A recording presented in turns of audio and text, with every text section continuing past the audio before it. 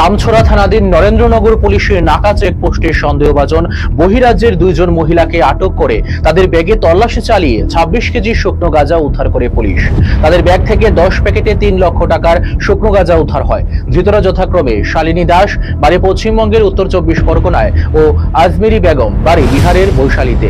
তাদের বিরুদ্ধে এনডিপিএস ধারায় মামলা হাতে নিয়ে তদন্তে নেমেছে পুলিশ। আজকে আমাদের দামছড়া থানার অন্তর্গত পূর্ব নরেন্দ্রনগর নাকা গেটে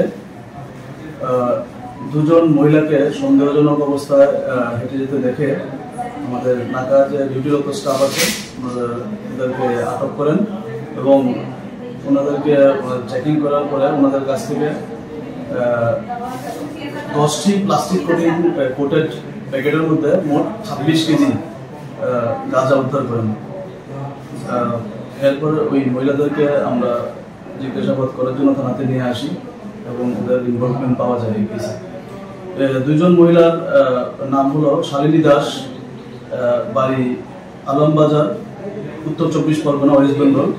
আরেকজনের নাম আজমেরি বেগম, বৈশালী, বিহার।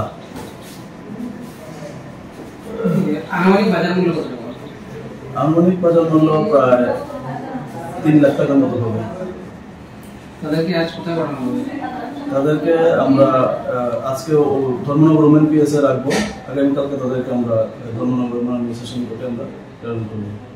রিমান্ড চাওয়া হবে।